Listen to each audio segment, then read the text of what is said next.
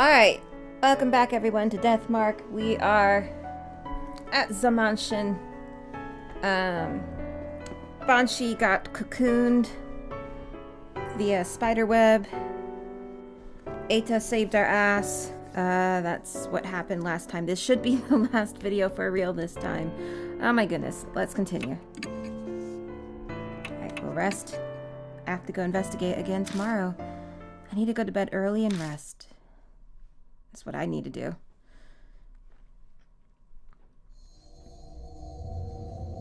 Early morning, and I get the worst wake-up call ever.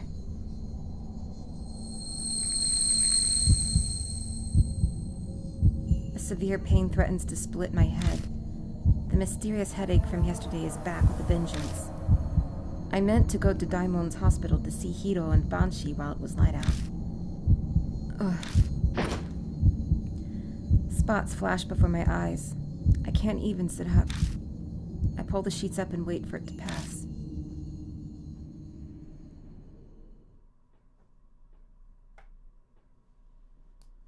I'm only just able to move by the time the sun is setting. Thunder rumbles in the distance. Sounds like rain again. Great. I press my fingers to my temple to check. The whirlwind of pain has once again disappeared without a trace. I sigh.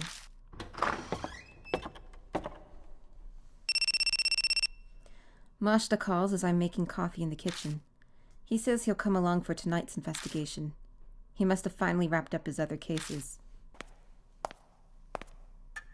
He mentioned that he dropped by the hospital in between cases to see Hiro and Banshee. Seems they went berserk when they awoke and are now restrained. They refuse to eat. Relying on IVs won't work forever. I didn't expect the report to be good, but this is a critical point in the case. Before he hangs up, Mashita utters a warning. Then this is the 11th hour. Mashita doesn't offer a reply. The red lights outside the rain-soaked window are hazy like a wilting flower. It's time to head out.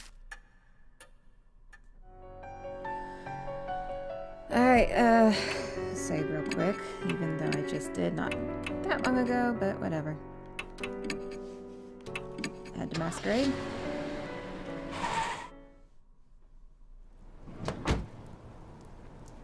I park the car in the parking lot, as always, and walk over to the street in the rain. I pass down the familiar road to the hotel.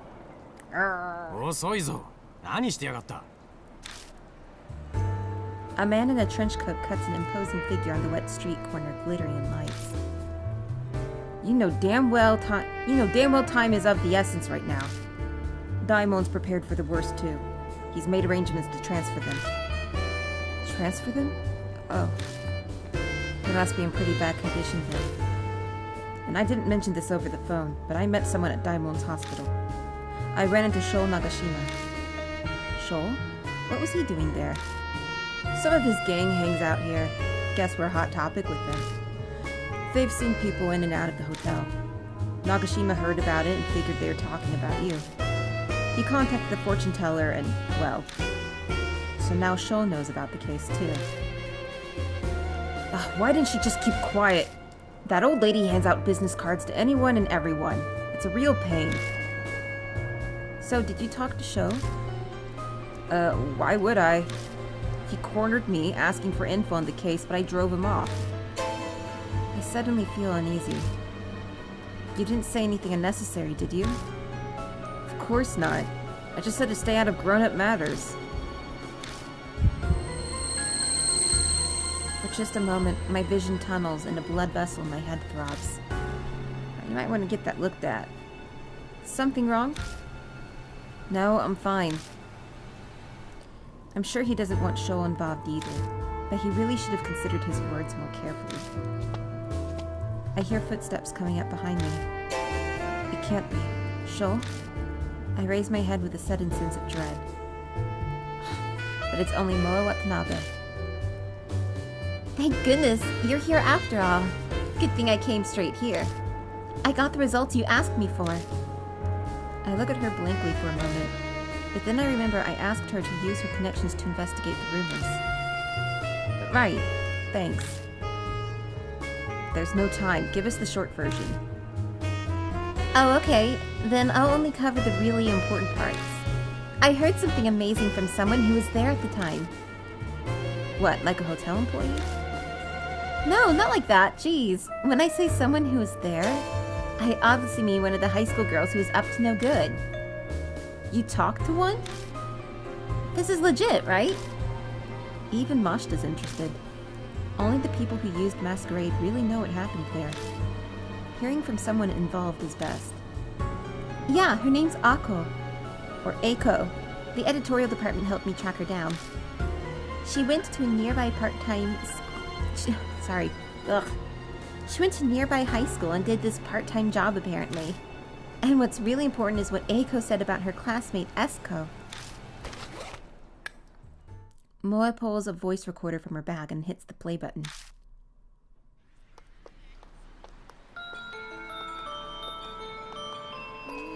Yeah, a friend introduced me to a part-time job. It was whimsical. I just did it on a whim. Yeah, so we're supposed to meet at that hotel Masquerade. And there's a system there where someone introduces us to customers.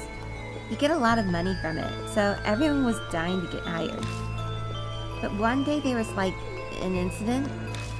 Someone at school found out about the job. Some goody two-shoes class rep, Esko, said she was going to tell her teacher, Inmura. Everyone freaked and apologized to her, saying they'd stop. She wouldn't listen. If our parents found out, it'd be the worst thing ever. We begged, but she didn't budge. In the end, she left class saying she was going to go to the police with Inmura. We were totally freaking out, so I went to the hotel that night. I mean, at that point, there was no harm in going, you know? But then, she was there. Esko was standing in front of Masquerade in the drizzling rain, in a red raincoat. She'd said she was going to the police, so who knows why she was at the hotel. But it made us all jumpy and on edge every day after that. Except nothing ever happened. Soon after that, Masquerade shut down. I guess they uncovered something.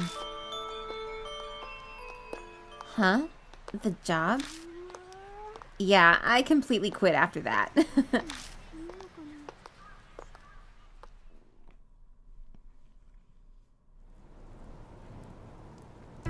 That's Eiko's testimony.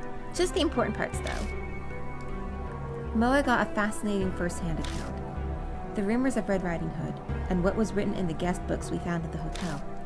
All the pieces are in that girl's confession. So what ended up happening to Esko?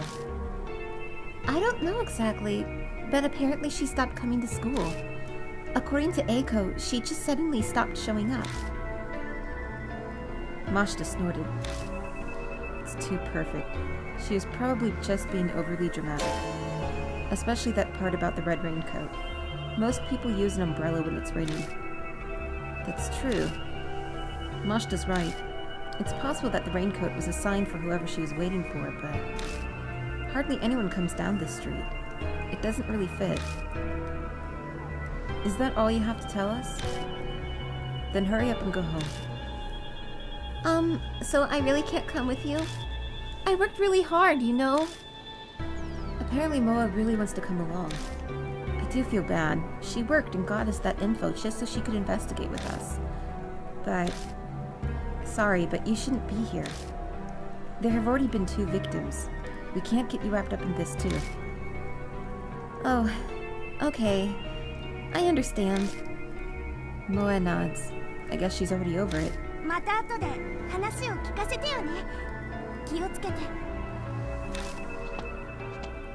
She sounds worried about me. She disappears around the street corner. A siren echoes on the wind, an unnatural howl in the distance. I look up at Masquerade looming before us. What in the hell happened inside that hunk of concrete? There's always a tragic cost to the birth of a spirit. Red Riding Hood must be the same.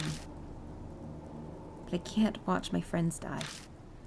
I slowly step forward, trying to escape from the unease that's threatening to engulf me. It's not right for the dead to meddle with the living. Mashita mutters beside me. Is that a personal creed? Nah, it's just what I think. Mashita clicks his tongue. Alright, let's go in. So the elevator is working now. Hey. As I step into the lobby, Mashita stops in front of me. What's wrong? What a fantastic job you've done here. Huh? What are you talking about? Look. What? The lobby looks completely different. The room is covered in white. No, it wasn't like this yesterday. Thought so. These are... webs? Mashita touches one of the floating threads. Looks like she's upped the ante. Bring it. Time to make our appointment with our lady friend. Just then, the groan of the elevator moving echoes. Did the elevator just come back to the first floor? That'd mean... someone's already here? Did you see which floor it came from? No, I wasn't looking. Though I feel like it took a while between when I heard the noise in its arrival. I'm betting it's one of the upper floors. Maybe the 4th or 5th. Yesterday we got the elevator working and managed to get to the 4th floor. But because of what happened to Banshee, we weren't able to investigate any higher. Okay, let's start on the 4th floor. Yeah, let's start.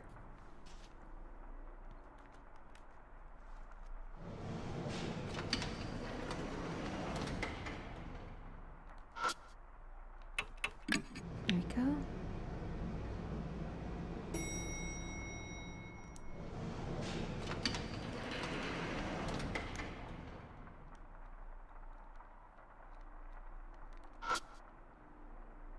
Masquerade wife. It's a picture of a masked girl running down a trail. Opened the door to the guest room and walked inside. Oh, phone. Moshi moshi. I hear a faint laugh. I don't hear anything more coming from it.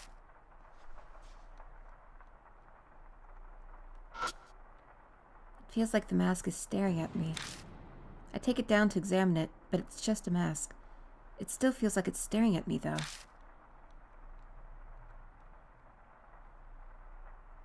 It's all covered in webs. Okay, let's go in there.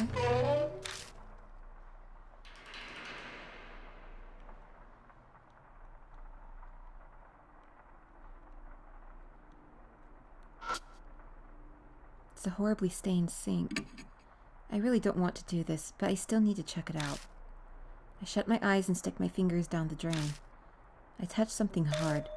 Something cylindrical stuck down there. Sadly, my fingers don't seem to be able to reach it. Something in there? It's often a prime location to hide incriminating objects. It's likely an important piece of evidence. We should get it. Okay, is there a tool I have?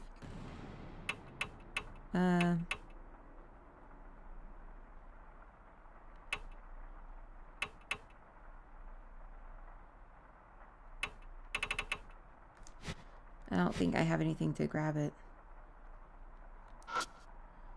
There's dark red water in the bathtub. My nose rebels at the stench of iron.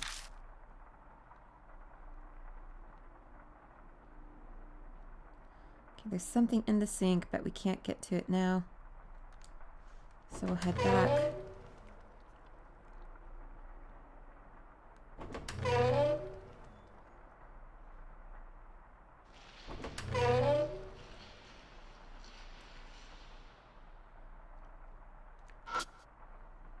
There's a Venetian mask on the wall. I pick the mask up and find a talisman on the wall underneath. Alright. It's a chest with a vase on top. It's made out of wood, but it isn't broken. Whatever's inside is probably still intact. I pull open the drawer and find a notebook. What's that? A guest book provided by the hotel. Guests write about their experiences in it. I glanced through the pages. This guest book's entries are clearly different from all the other ones.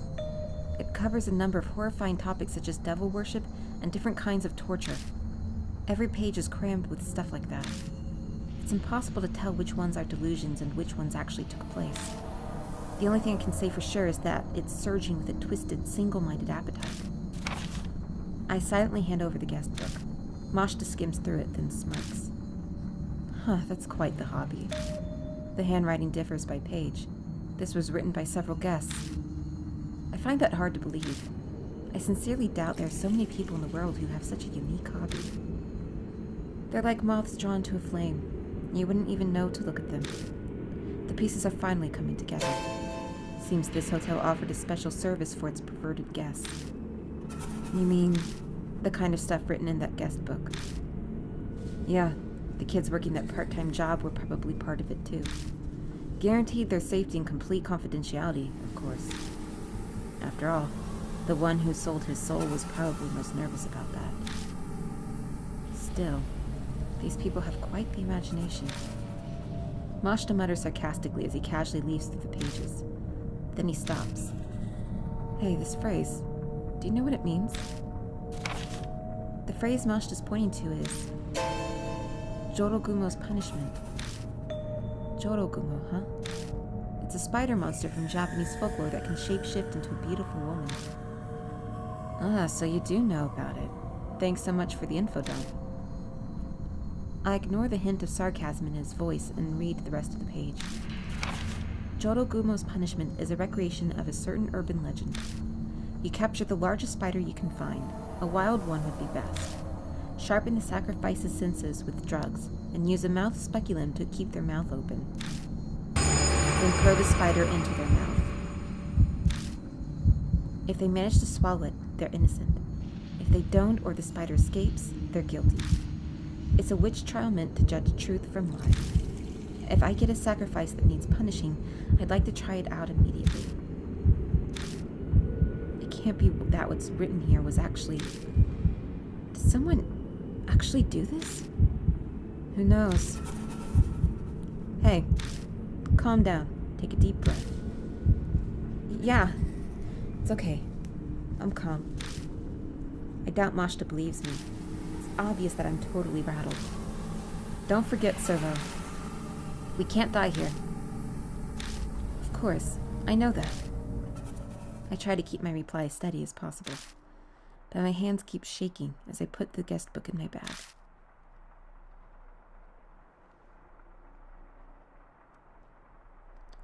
Ooh, that was a good one.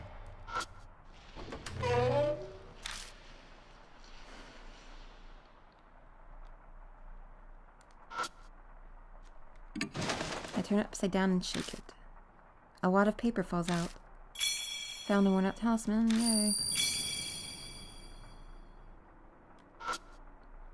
Some kind of slime is stuck to the mirror, so my reflection is hard to see.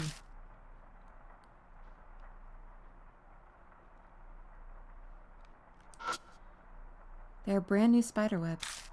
Was this web built last night? Okay, now even perfectly normal spider webs are starting to look eerie.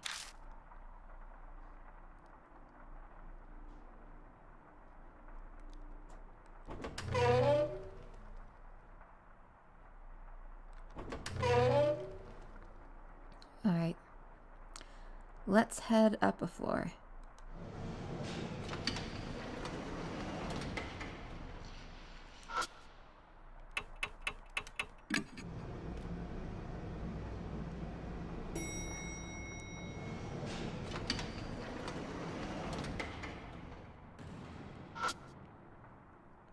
Masquerade wife.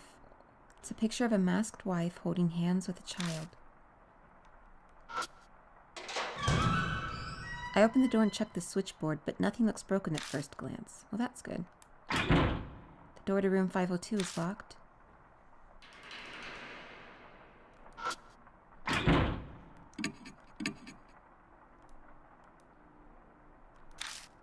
None of them seem to work. Can we... We can't do that, kinda.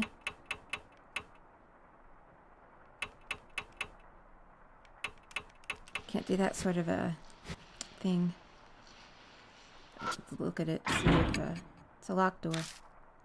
Cool.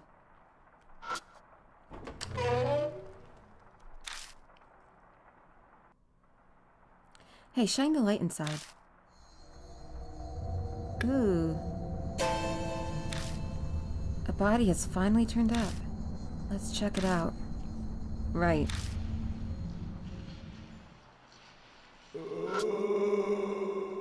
There's a skeleton left hanging in the restraints.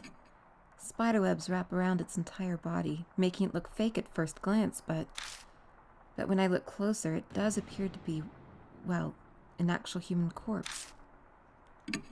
When I touch it, something flakes off. It looks like traces of dried skin. The corpse is almost a complete skeleton. Small stature, but based on the thickness of the bones, it's likely an adult male. Considering how dried out it is, I'd say it's been here for at least a year. The problem is the cause of death. Mashita meticulously searches the corpse, then finally shakes his head. I just can't tell. Was he strangled by spiderwebs? Quit joking around. A joke, huh? It'd be great if that's all it was. Still, this skeleton. He must have been in pain when he died. His face is all twisted. If it was an adult male, then he was likely a guest here. No matter how hard I try to sympathize, I just can't. Hey, look at this. Mashita suddenly tosses something at me. I found it earlier. It belonged to this guy. Still has some fuel left. Keep it in your bag or something. Got a cheap lighter. There's a decorative coffin. I opened the lid of the coffin. I find a book among the junk inside. Monster Encyclopedia?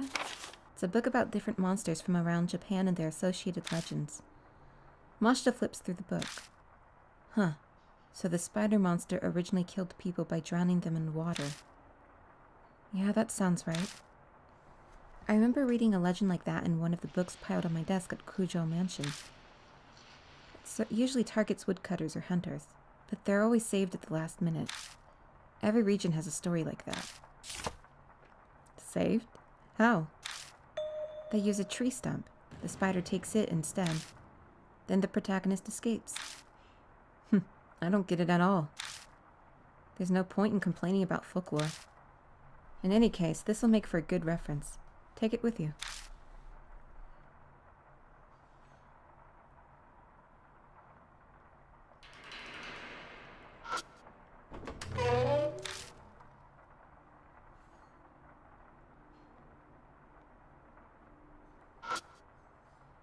There's a storage cabinet beneath the sink.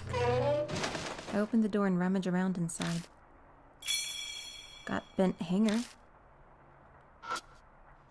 I open the lid of the trash can to look inside.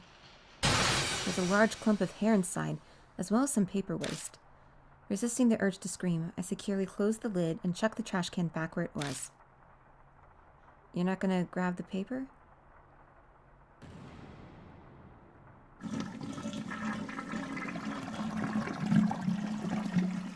Alright, so I think we can get the thing out of the sink downstairs.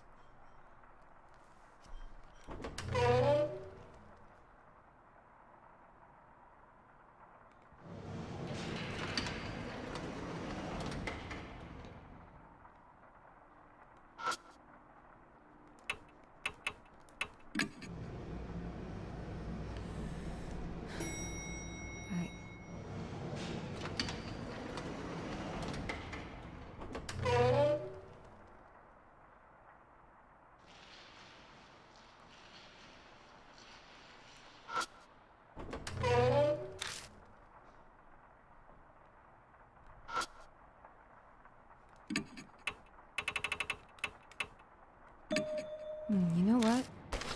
An idea hits me and I take out the bent hanger. I should be able to bend this into any shape I want. I bend it into one straight wire so it can fit down the drain. I stick it in the pipe and move it up and down. I hear the sound of dirty water being dislodged and hit something hard. Key to room 502, yeah. On the key is a tag that says Deluxe Suite. That'll come in handy. Good thing it wasn't washed down the drain. Yeah. There's sticky white threads wrapped around this key, too. Seems like they stopped it from falling all the way down the pipe. Right.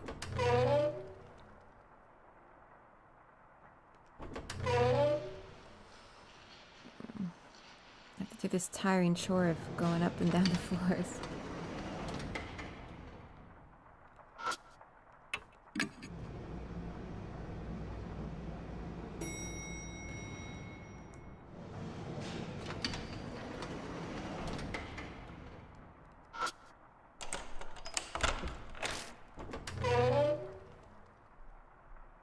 Okay, it's another dungeon room.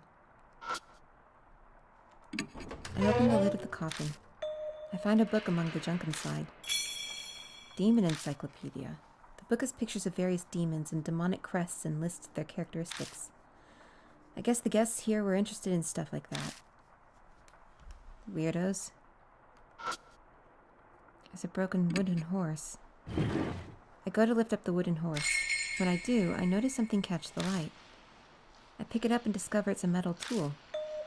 It's a mouth speculum. It's usually used for medical purposes, but some maniacs use them for other things. Huh. Just as I'm replying to Mashita, a white light flashes before my eyes and I black out.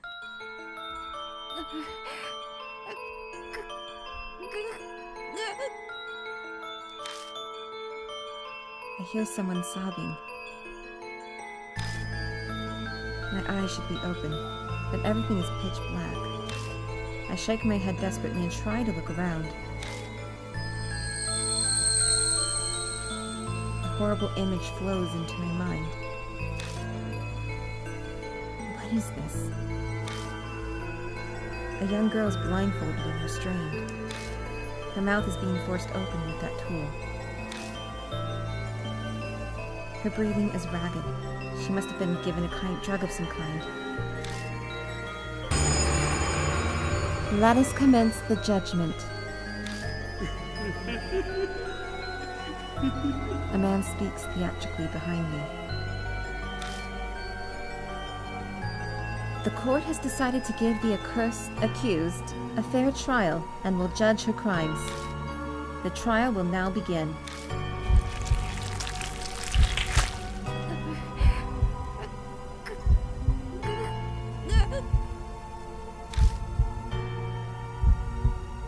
I shall put the spider in the accused's mouth, and if it crawls out, she is guilty. If she can swallow it, she is innocent.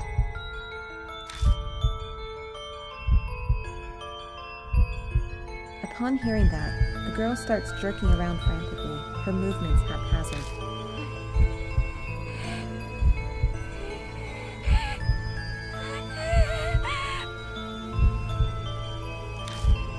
She desperately cries for help.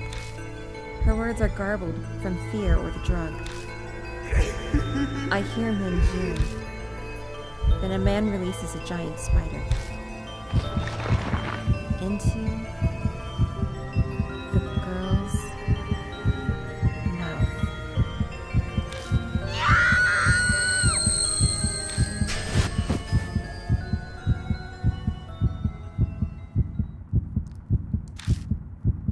Hey, get a hold of yourself. Servo, can you see me? The spider. Get it. Get it! Idiot, calm down. With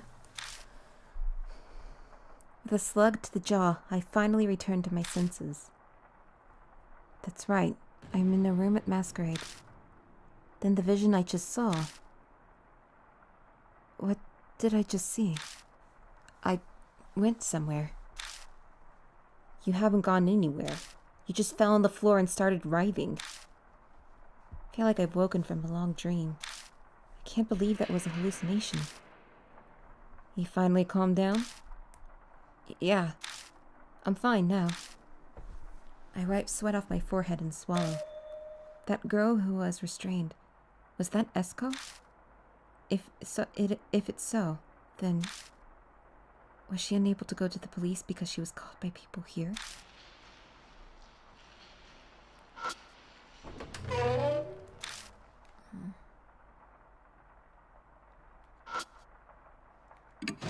check through all the bottles on the shelf. Got bath salts, insect repelling cream.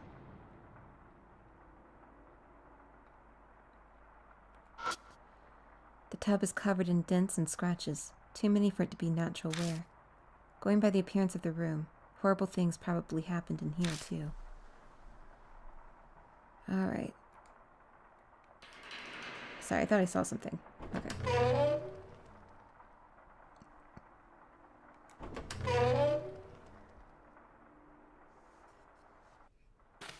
I hear footsteps as I step into the hallway. I turn in the direction of the noise to see... Shoal? Shoal Nagashima is standing there. Mashita said he ran into him at the hospital, but... I can't believe you came. Shoal, what's the matter? I take a step towards him, but Mashita stops me. Wait, something's not right. I look closely at Shoal's face. No, it couldn't be. His face is unnaturally stiff. Suddenly he begins yelling angrily. 探してたぜ。ずっとよ。殺すけどな。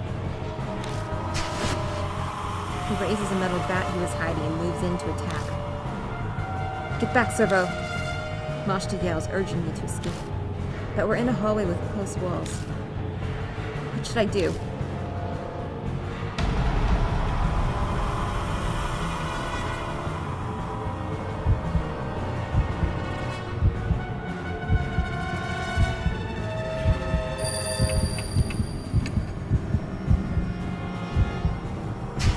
I quickly dodge to the left. Hey, you're not getting away! Shoal's bat alters course in a flash and heads straight for me. The tip of the bat hits the wall and narrowly misses me.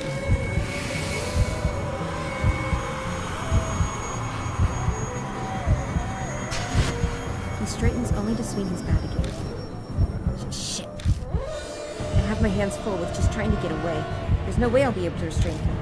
But if Shoal's like Hiro and is infected with the same mysterious poison, we have to restrain him or his life's in danger. I can't do this alone. What do I do? Die! Shoal's deranged eyes burn a hole in me.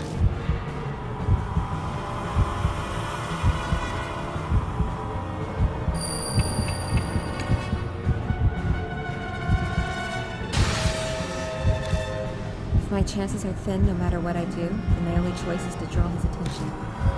Huh? Shoal hesitates for a moment, confused. But a second later... You dumb idiot! You don't know when to give up, old man! The metal bat flashes above his head. Then... You're the idiot. Mashita suddenly appears next to him and throws a direct punch at his face.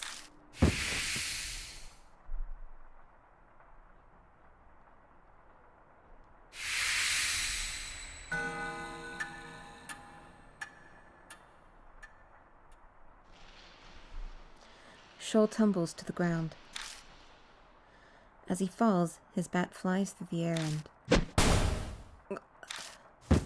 Unluckily for me, it collides into the side of my head, and I collapse with a pitiful yelp. Dumbass.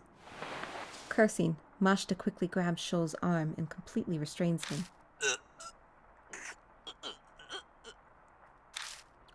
As Mashita puts his weight on him, Shoal groans painfully. Finally, he faints. Hey, Servo, you okay? Yeah, it just grazed me. I sit up and gently shake my head back and forth. Thankfully, everything seems fine. Then give me a hand. We need to carry him out of here. He's probably like the others now. We'd better hurry. To think Shoal would end up as the third victim. I managed to make myself stand, but my spirits have dropped down to my feet.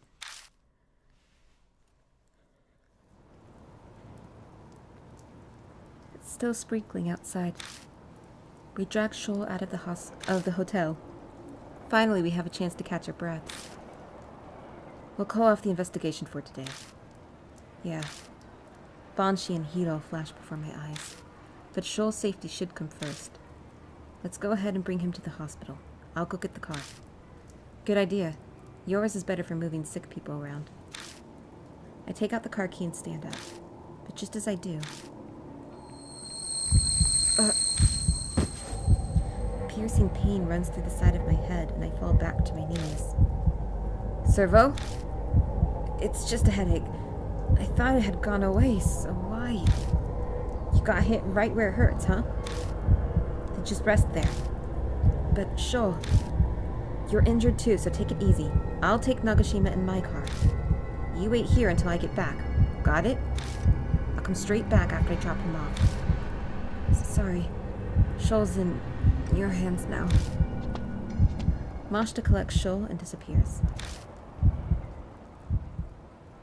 The soft pitter-patter of rain permeates the area. The sound of the rain seems to make this place even quieter somehow. Then I notice something. The noises aren't the only thing that's vanished. The pain is gone. The intense headache has faded like it never was. This happened to me twice before. Hold on. Now I'm suspicious. I think back on the times when I had a headache. The first is when I went inside Masquerade with Daimon and Banshee. Back then, I'm pretty sure I wanted to keep everyone together. But then I had a headache and Banshee up and disappeared. The next headache came the following morning. I was trying to go see Hiro and Banshee, but in the end I was unable to. And just now, I was going to the hospital with Shoal and Mashita. I gaze at the entrance to Masquerade. You're the only one I want to see, sir. And that's what Red Riding Hood said. I get it. I stare at the hotel so I can see through doors. I feel like I can see a red figure inside. One rainy night, a girl stood there, wearing a raincoat. I'm still waiting even now. The one you respect so much. That headache always attacked when I was trying to stick with other people. If I stop trying and stay by myself like I am now, then it'll vanish like it was never there. I get it. Hiro, Banshee, and now Shoal. I've gotten my friends all caught up in this. That's right. It's all my fault again. I'll come alone. So, do what you will.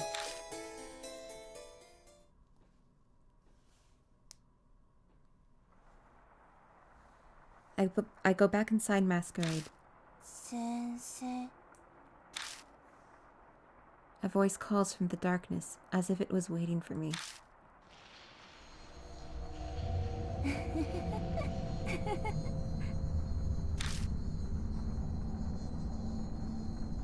What are you telling me to do? 赤い糸見る The top floor in the room of masks. The top floor? The 6th floor was listed on the guide, but it was impossible to reach.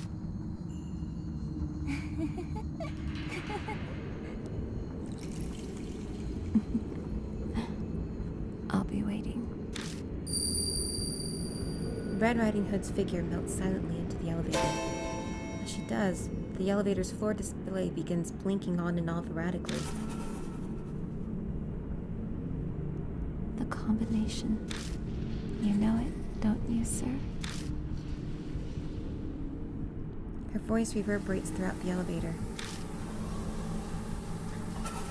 So she's telling me to go to her. But this combination, what in the world could that be?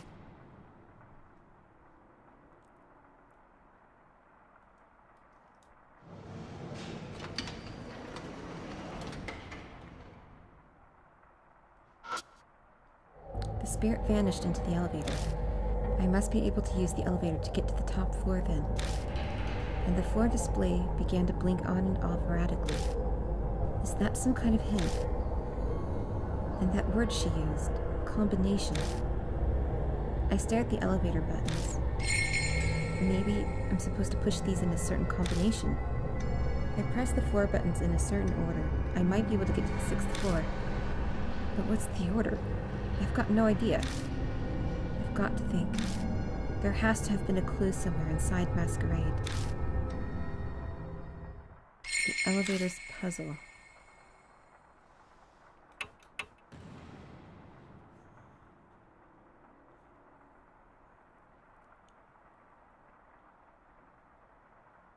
Okay, so according to this guide I'm looking at, it's 42153.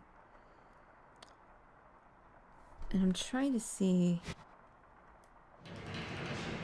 why that is. And part of me thinks it has to do with the paintings.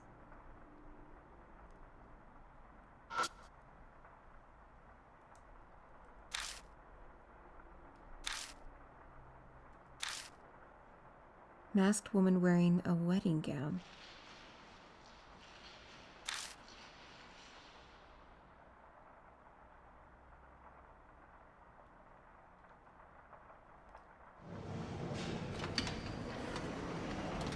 Is it like a, here, let me use it normally. Let me see. Because I don't want to just try the combination. I want to understand it. So she's wearing a wedding gown. In the painting in the 1st floor.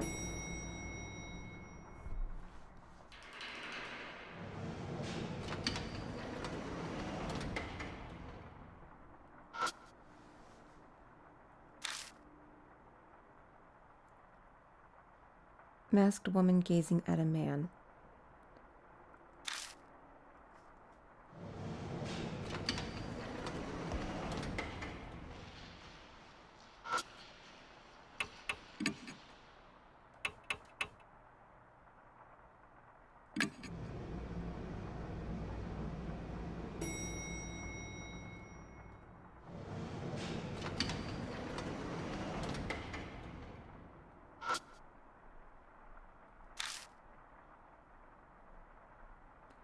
Okay, masked woman walking with a cane. So I think, yeah, that is the clue. So we're kind of seeing, oh, this woman's life. So she's looking at a man in 2, and on the 2nd floor, and then on the 1st floor she's married.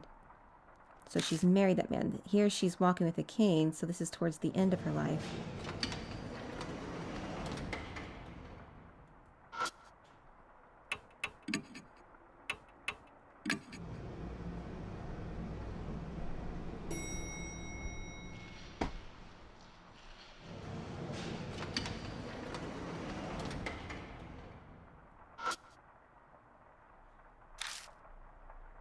Masked girl running down a trail. So the 4th floor, she's a girl, not a woman. 2nd floor, she is a woman looking at a man. 1st floor, she's getting married. 5th floor was her with a child. I remember that one. And 3rd was her with a cane. Okay, so we'll try the combination now. So it's 4, 2, 1, 5, 3.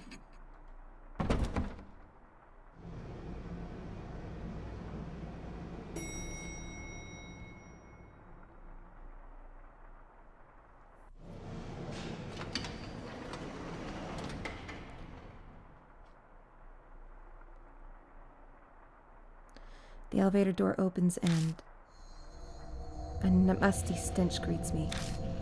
But that's not all. The smell is blood.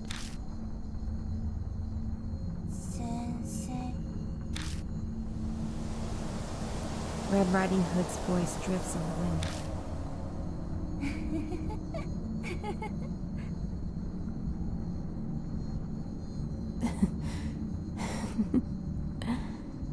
I've been waiting for you. No, I doubt my words will reach her. But I feel like I have to at least say it. I'm not the one you respect. I'm not the one you're waiting for. Liar. You always lie. I'm not lying. I'm really not.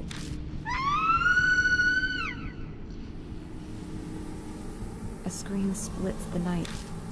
It's the same one I heard during the spider torture. Stop! Stop this! This won't accomplish anything.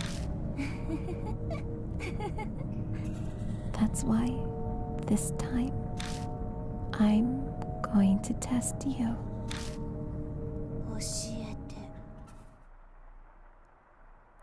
Tell me the truth.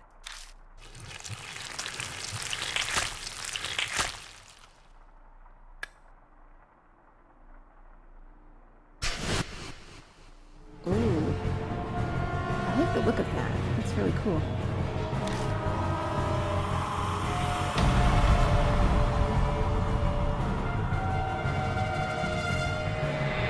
Countless spiders fly out of the darkness and start crawling all over my body. The swarm of spiders keeps coming.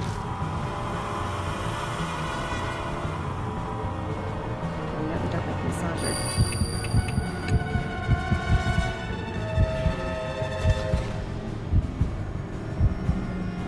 Shit! I take the massager out of my bag, hold it against my body, and hit the switch. This worked before. The spiders start acting strangely. They all scramble away.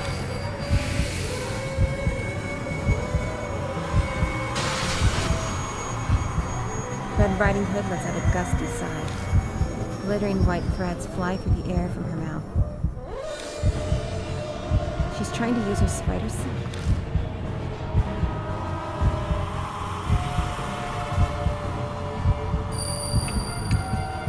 From the Jorogumo legend. Given a wood object, they take that. I hold the horse head over mine as protection. Strangely enough, the threads seem drawn to it and only wrap around the horse head.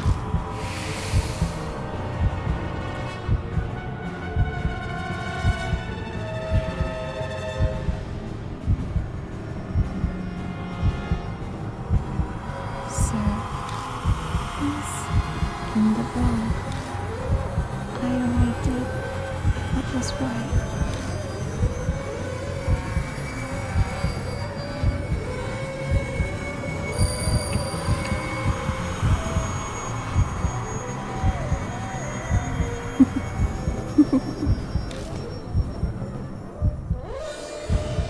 Red Riding Hood is staring at me. Sir, come with me. The only thing that matters is your life.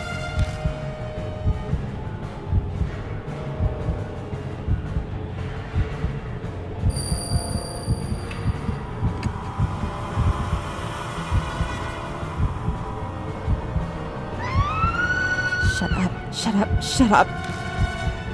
Red Riding Hood screams again. Then her maddening eyes glare at me.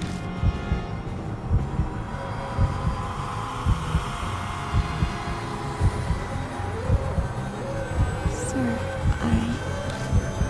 how do I look to you?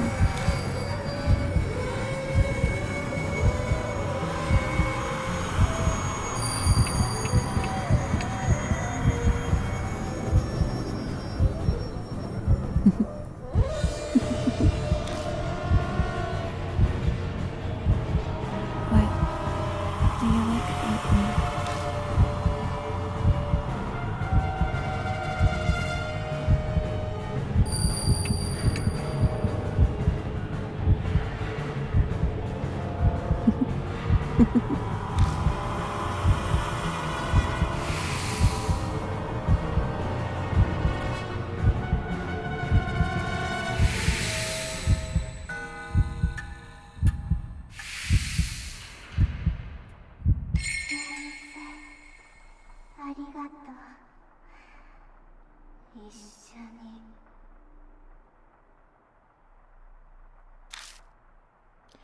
Red Riding Hood's figure wavers, then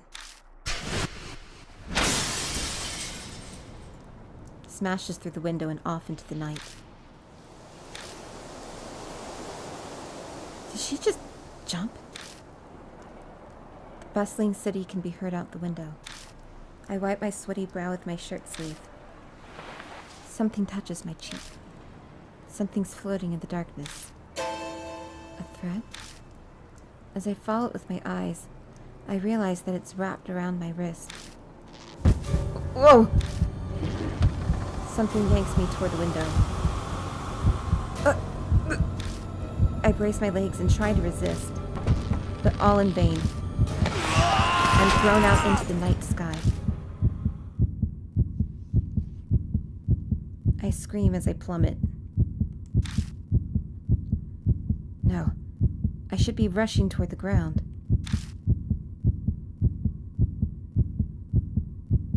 Just as I give up all hope, a strong jolt makes me look up. A man struggles to hold on to my arm, his teeth gritting with effort. このバカ野郎が Mashita?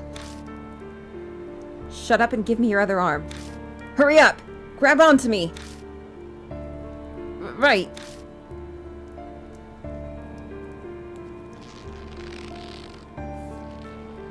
He desperately tries to pull me up, and after what feels like an eternity of struggling, I make it over the ledge and tumble safely back inside the hotel.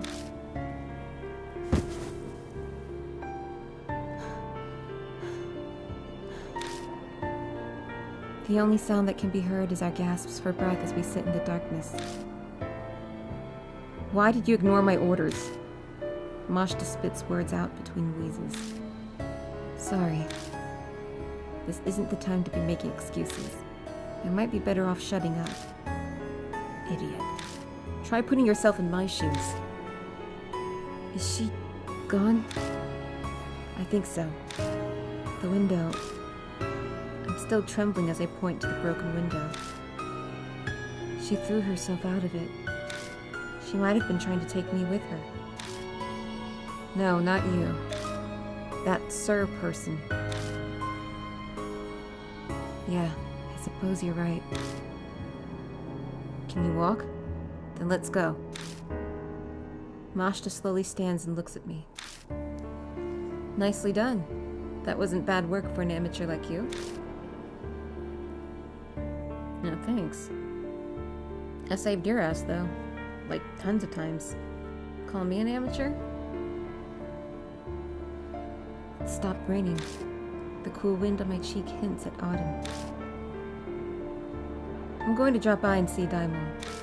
I'd like to see how the others are doing. Yeah. What? Hand me the car key. No, I can drive. Have you completely gone mad? Look at your hands.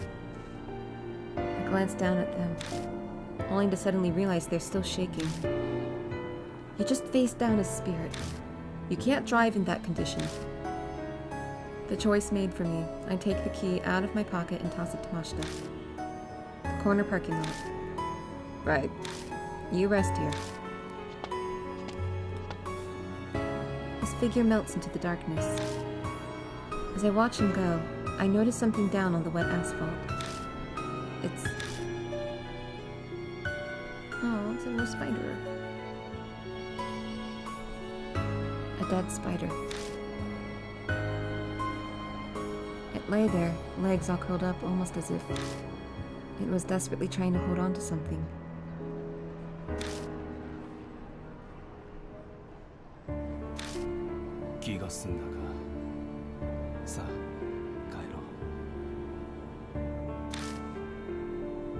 I gently pick the spider up. I wrap it in my handkerchief and put it in my pocket.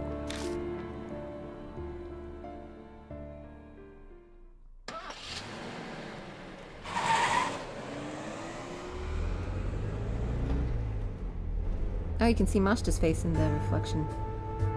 The car ride back is a blur. I sat and let Mashita's voice wash over me like background radio noise. I remember wondering if Red Riding Hood might have stolen a part of my soul. Before the investigation today, Moa tipped us off on that testimony, remember? That helped me connect the dots. I realized a teacher was wrapped up in the case. A teacher from a school near the hotel was arrested for breaking the law. That's... The does that have to do with anything? There is an odd part in Eiko's testimony. They were scared they'd be reported, but nothing ever happened.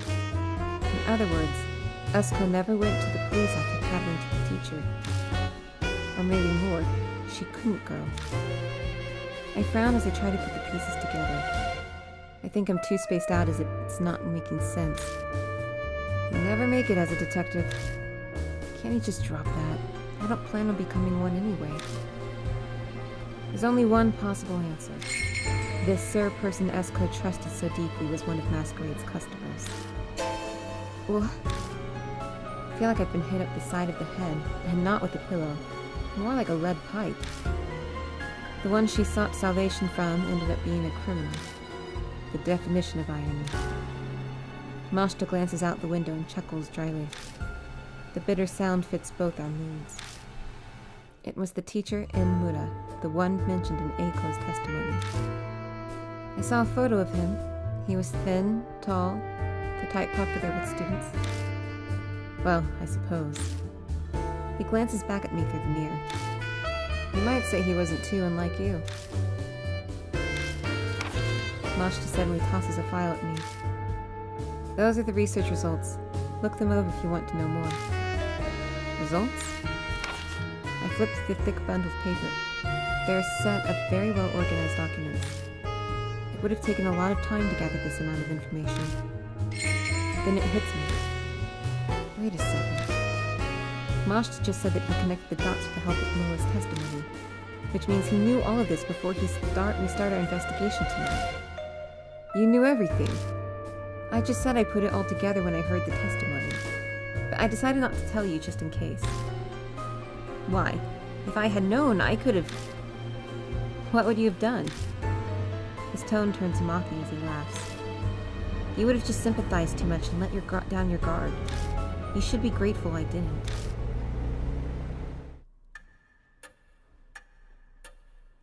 Mashita leaves me with the research file and heads to Daimon's hospital. Now that I'm alone, I can't keep my 3 hospitalized friends out of my mind. But there's nothing I can do for them right now. I've done everything I can. I bolster myself with that information. I spread Mashita's documents out on the table. I'm exhausted, but I feel like I need to go through them today. Who in the world was Red Riding Hood? If Mashita was right, the truth should be right in front of me. Right, let me save.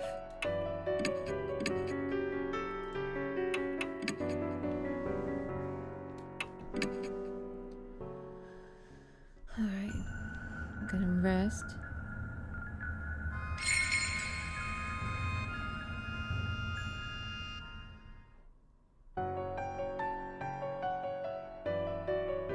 And so, the case surrounding Masquerade quietly comes to a close, leaving an invisible scar on that dark street. The lives lost there will never return, and neither will their trampled dignity. The only thing that saves that disaster is that my friends survived. Hiro, Banshee, and Shoal all regained consciousness after that. They got out of it with no lasting symptoms and are recovered enough to go back to their lives. Daimon concluded that the affliction inhibited the soul, very much like the mark. In that case, maybe Red Riding Hood was finally released from that horrible nightmare. Just like the spirits that gave people the mark. If anything good came about because of this case, then that would be it.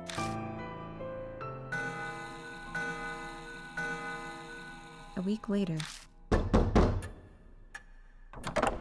邪魔するぞ。 Mashita suddenly shows up on my doorstep. Before I even open my mouth, he pulls out an envelope and tosses it on the table. I'm here to deliver this. It's your reward. Take it and get out of here. I didn't do it because I wanted a reward. How should I know? The client asked me to do this, that's all. I did my job and handed it over. The rest is in your hands. Damn, what a pain. Mashita turns and curses under his breath, but I can still hear everything he says. That's all you came for? No, there's one other thing. I learned something from this past case. And what's that? Something about you. You're suited for this work after all. That again?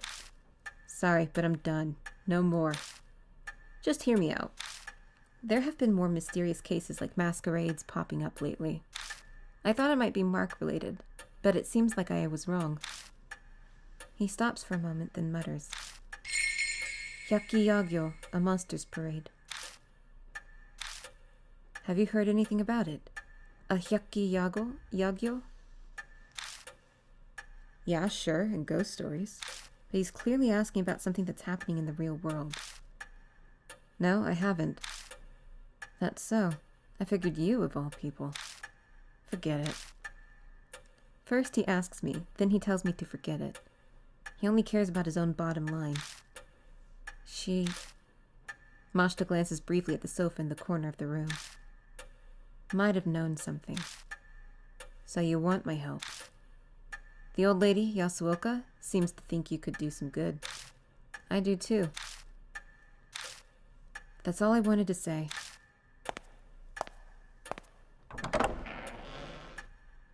No, wait, I have one last bit of advice.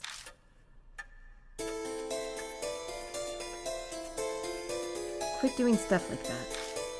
Like what? You picked up that dead spider, didn't you? You saw? Just out of the corner of my eye. That's why darkness follows you. Your ancestors probably had pity on her, too. The living and the dead can't coexist. If you try to accept their feelings, you'll just end up getting pulled in. Mashita might be right, but even so, if someone doesn't accept them, they'll stay like that forever. That's not something I want to bear. Mashita just snorts derisively like usual. せいぜいよく考えろ。望まなくてもいずれその時が来る。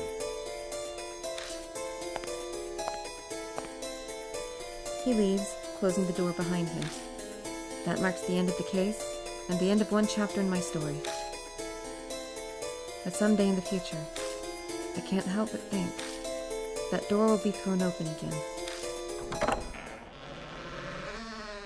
Okay. Alright, so I think that's the end. The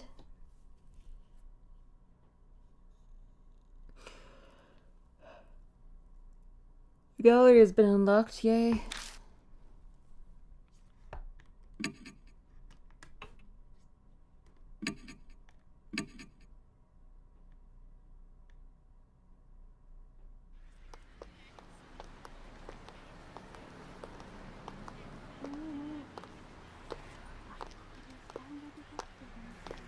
Hey, wanna hit up the karaoke place?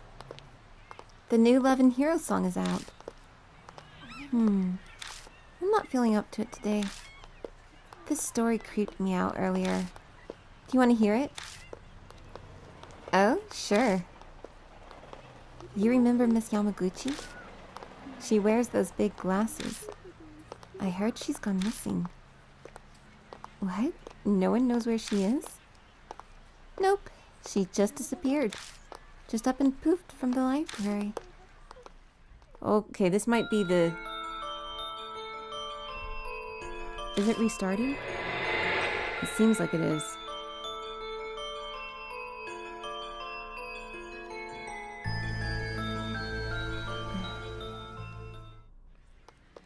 Yeah, it definitely seems to be the case. Okay.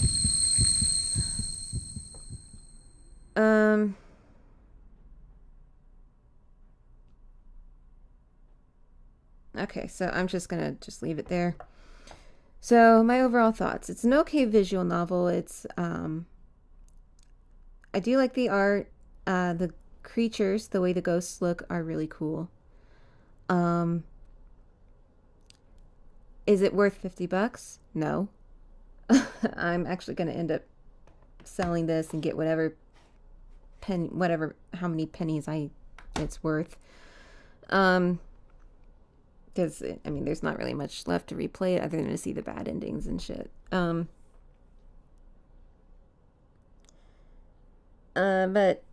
you know, as I was, been saying throughout the playthrough, there's just a lot of sexualized imagery in this game.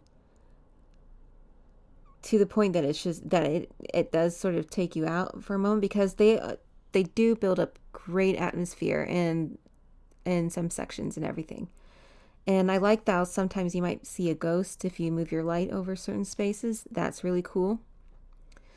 But playing this game and thinking about it a little bit longer made me kind of appreciate Corpse Party a little differently. Corpse Party is a game that I do like.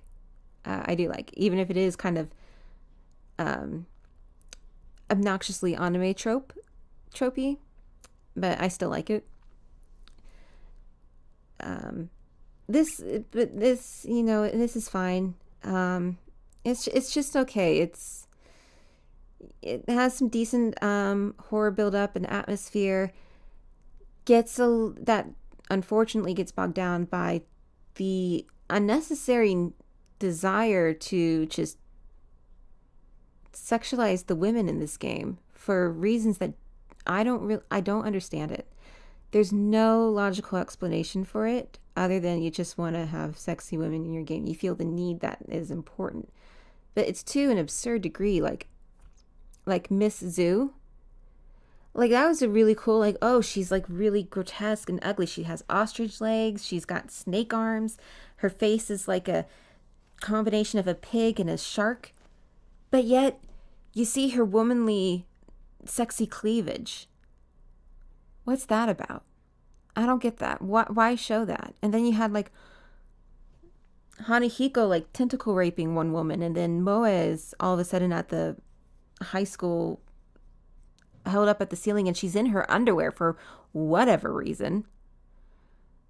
And it's just a lot of that shit. And I know it gets tiresome to be the harping feminist, but it's not necessary. There's something really disturbing that you're constantly showing you're sexualizing women in torturous situations. And there's something just really gross about that.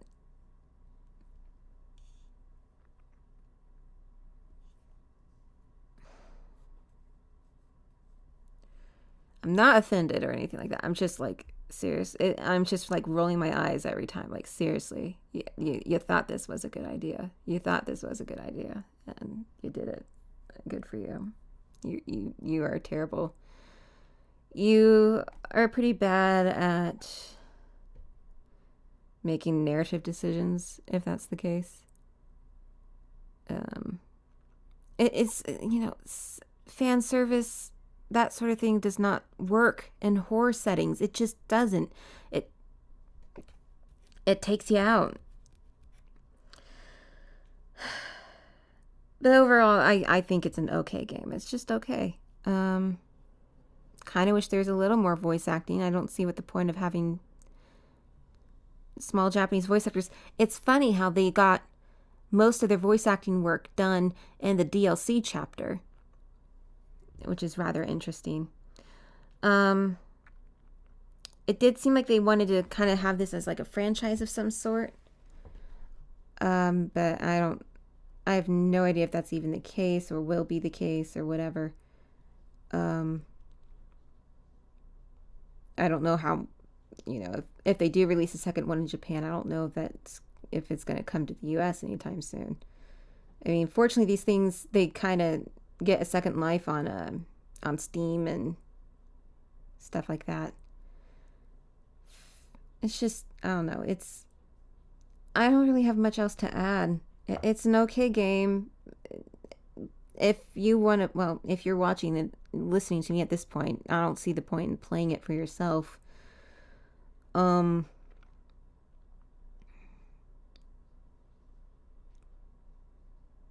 Okay, so apparently you can buy it online for like $40. Wow, $10 down. Woohoo. It's a whatever. It's whatever. If you want to play a horror visual novel, that's pretty good. The Corpse Party series on the PlayStation Store are great. I would say those are much better bargain for your buck, and I think they might probably be pretty cheap by now.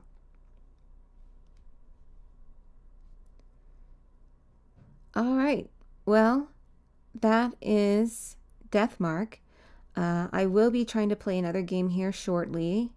Not too long. It will probably be a bit more interesting.